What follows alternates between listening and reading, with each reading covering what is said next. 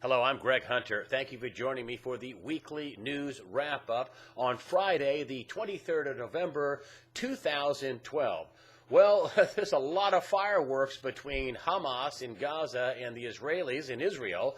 They had a pretty stiff knockdown, drag-out little shooting war where Hamas was firing rockets into Israel as far as Tel Aviv. I mean, some of these rockets they're getting from Iran have a 47-mile range. These are not some little bitty rocket built in a garage somewhere and you put some gunpowder in it and they shoot it off. They're pretty sophisticated these days. Also, the Israelis rained, basically hell down on these Hamas positions where they were firing rockets, killed, nearly 150 Palestinians in Gaza. On the other side, there was a bus that, had a bomb detonated, on it, and they had people get injured and hurt there. They've had about 5 Israelis die in this.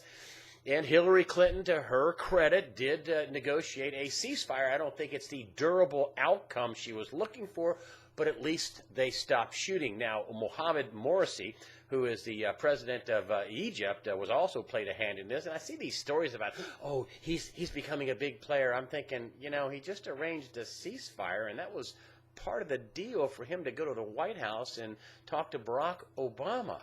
I mean, this isn't a lasting peace plan. It's just a ceasefire. There's no love there between the Israelis and Hamas.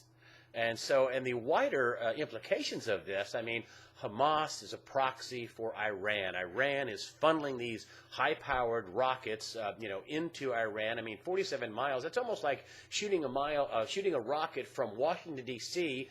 to Baltimore. It's quite a little hike.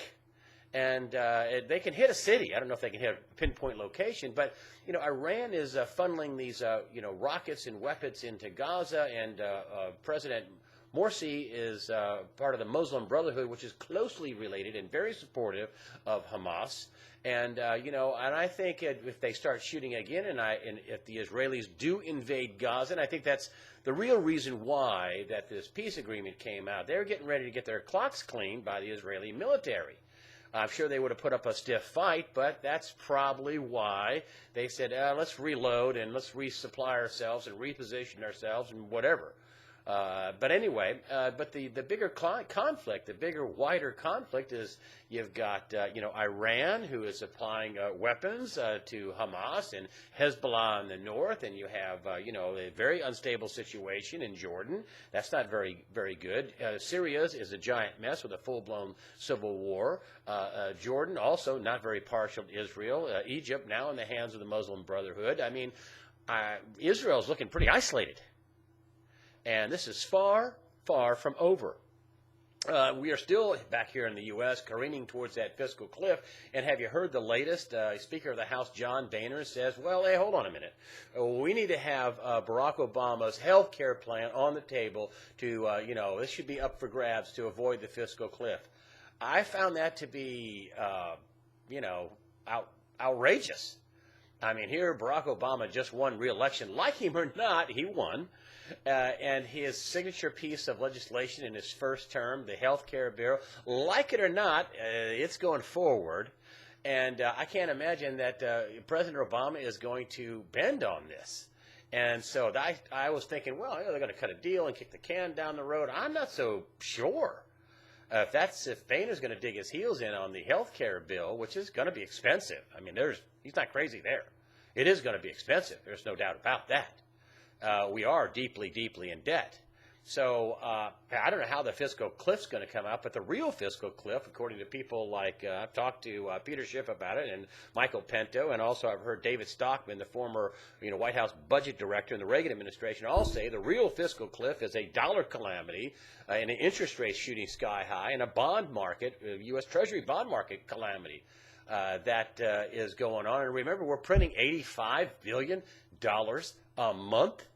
And speaking of deficits, did you also hear Treasury Secretary Tim Geithner this past week talk about how, we ought to just forget the debt ceiling. Just raise it to unlimited.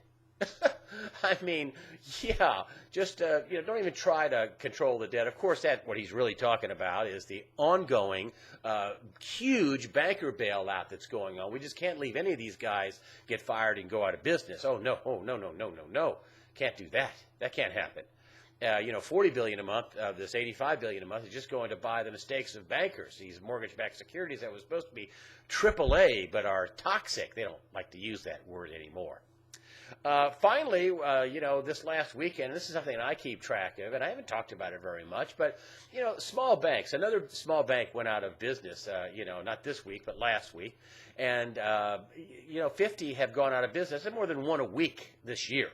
So 50 small banks have gone out of business. Now, they don't liquidate the assets. They pass them to somebody else. They don't let the assets, get on the market. That way you'll find out what they're really worth if they just go right onto the market. But, this is a sign that is that I think is a bad sign for the economy. We still have banks going out of business just about every week, and nobody really talks about it. And yet they keep telling us, oh, we have a recovery. Hey, when we start having these bank failures, maybe we'll have a real recovery. And I hope we do. I really do hope we do. We do have some bright spots, and I want to be thankful for this, that it looks like the reports are we'll have a pretty good, growing, booming gas and oil business here in the next several years. I don't think it's enough to stop us from any kind of a crash, but according to sources that you should become a leader in oil and natural gas by 2017, 2020, something like that.